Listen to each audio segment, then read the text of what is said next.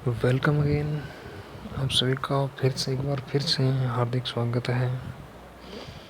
Act पे अपनी बात चल रही थी, ब्रिटिश काल में विभिन्न एक्टों के बारे में चर्चा चल रही थी। अब अगला आता है 1919 का एक्ट। 1919 के एक्ट में जो जो प्रावधान किए गए थे उन सभी की चर्चा करेंगे। 1919 के एक्ट के द्वारा प्रांतों में द्वैध शासन की स्थापना कर दी गई थी। द्वैध शासन की स्थापना की गई थी मतलब कि शासन को दो भागों में बांट दिया गया था, आरक्षित और हस्तांतरित भाग। आरक्षित भाग में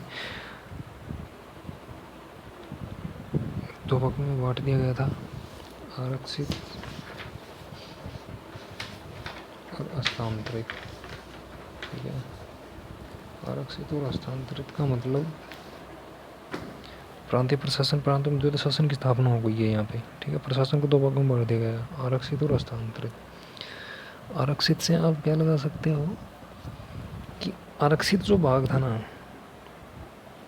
ठीक है, आरक्षित जो भाग था इसमें विशेष महत्वपूर्ण के अति महत्वपूर्ण विषय रखे गए थे, जो मेन इम्पोर्टेंस रखते थे उन विषयों को आरक्षित भाग में रखा गया था। ठीक है, और कम महत्वपूर्ण विषय थे वो हस्तांतरित भाग में रखे गए, दो भागों में बट गया। ठीक है, लेकिन इसमें क्या था कि जो विशेष अति महत्वपूर्ण विषय थे ना, उनके बारे में कोर की भी बात थी कि ये इनके ऊपर गवर्नर और पार्षदों का नियंत्रण होता था। गवर्नर पार्षद का नियंत्रण था, इनके ऊपर मंत्रियों का नियंत्रण था। हस्तांतरित भाग में मंत्रियों का नियंत्रण था। ठीक है, गवर्नर और पार्षद जो आरक्षित भाग था, जो विशेष महत्वपूर्ण थे विषय, वो गवर्नर और पार्षदों को दिए गए थे।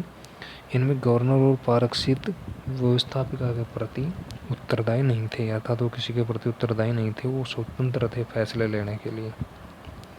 हस्तांतरित भाग जिनके ऊपर मंत्रियों का अधिकार था, मंत्रियों को दिए गए थे, ये व्यवस्थापिका के प्रति उत्तरदायी थे। लेकिन बात वही है, ये कम महत्वपूर्ण विषय थी, कोई ज़्यादा इम्पोर्टेंस नहीं रखते थे।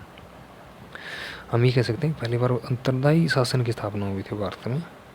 वो बेशक से आंशिक ही हो, मामूली जरा सी है, ये हस्तांतरित भाग में कम महत्वपूर्ण विषय है, उनको क्या उत्तरदायित्व होगा और क्या नहीं होगा, आप समझ सकते हो। एक प्रत्यक्ष निर्वाचन की शुरुआत हो चुकी है। अप्रत्यक्ष निर्वाचन की शुरुआत 1892 के एक्ट से हुई थी। प्रत्यक्ष निर्वाचन की शुरुआत 1919 के एक्ट से होती है। ठीक है, सांप्रदायिक निर्वाचन प्रणाली 1919 के एक्ट में पार्लियामेंटों ने सांप्रदायिक निर्वाचन प्रणाली अपनाई थी, बढ़ावा दिया था उसको। उसमें क्या था कि मुसलमानों के लिए पृथक निर्वाचन मंडल बनाए गए थे। ठीक है, अब इसमें क्या होता है, 1919 के एक्ट में सांप्रदायिक निर्वाचन प्रणाली का और विस्तार कर दिया जाता है। सिख, ईसाई और एंग्लो इंडियनों के लिए अलग से, एंग्लो इंडियन हो गया, यूरोपवासी जो हो गए, उनके लिए, इनके लिए ना अलग से निर्वाचक मंडल बनाए गए, मतलब सांप्रदायिक निर्वाचन को और बढ़ावा दिया गया। ठीक है, एक भारतीय उच्चायुक्त नया पद स्थापित किया गया। ठीक है, भारतीय उच्चायुक्त नए पद की स्थापना की गई। 1926 में लॉ कमीशन की सिफारिश पर यूपीएससी का गठन किया गया। 1919 के एक्ट में, 1919 के एक्ट के द्वारा यूपीएससी का गठन किया गया था लॉ कमीशन की सिफारिश पे। 1926 में स्थापना हुई थी यूपीएससी की। ठीक है, उसके अलावा 1919 के एक्ट में यही महत्वपूर्ण बातें थी। द्वैध शासन जो है, ये द्वैध शासन है ना, ये इसमें क्या है कि ये दोहरे शासन प्रणाली अपनाई जाती है। इसमें उत्तरदायी और अनुत्तरदायी शासन, ये आपको समझा दिया ना, मैंने बता दिया जो बातें जो थी। ठीक है, उसके बाद में आता है 1935 का भारत शासन अधिनियम। 1935 के भारत शासन अधिनियम में क्या होता है कि प्रांतों में द्वैध शासन समाप्त कर, जो प्रांतों में उत्तरदायी शासन लगाया गया था ना, उसको समाप्त कर केंद्र में द्वैध शासन की स्थापना की गई है। ठीक है, संघीय न्यायालय की स्थापना की गई दिल्ली में। दिल्ली में संघीय न्यायालय की स्थापना की गई, यानी कि दिल्ली सुप्रीम कोर्ट की स्थापना हुई थी 1935 के एक्ट के द्वारा हुई थी। ठीक है, भारत परिषद का अंत कर दिया गया, जो 1854 के एक्ट में, 1853 के एक्ट में बनाई गई थी भारत परिषद, उसको ख़त्म कर दिया गया।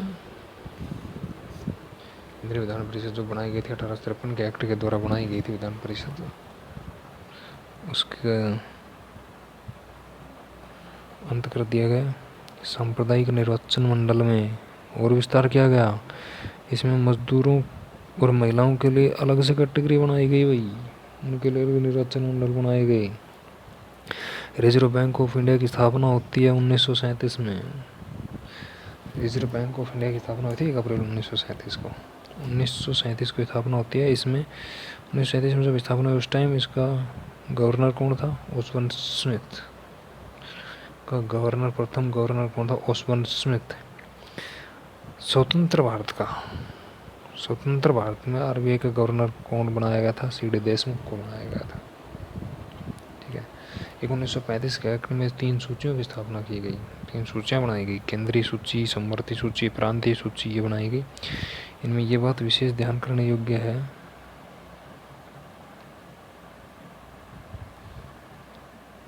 कि केंद्रीय सूची में उस टाइम कितने विषय थे। जब केंद्रीय सूची बनाई गई 1935 में तो उसमें 59 विषय थे, प्रांतीय सूची में 54 विषय थे, समवर्ती सूची में 36 विषय थे। ये चीज़ें ध्यान रखने की आपको बहुत ज़्यादा ध्यान रखनी है। महिलाओं के लिए अलग से, मजदूरों के लिए अलग से निर्वाचन मंडल बना दिए गए और विस्तृत कर दिए गए। भारत परिषद का अंत हो चुका है। ठीक है। वीडियो अगर अच्छा लगे तो लाइक करो, अच्छा नहीं लगे तो डिसलाइक करो, कमेंट करो क्या कमी रह गई क्या नहीं रह गई, सपोर्ट करो, वीडियो को शेयर करो। Thank you for watching.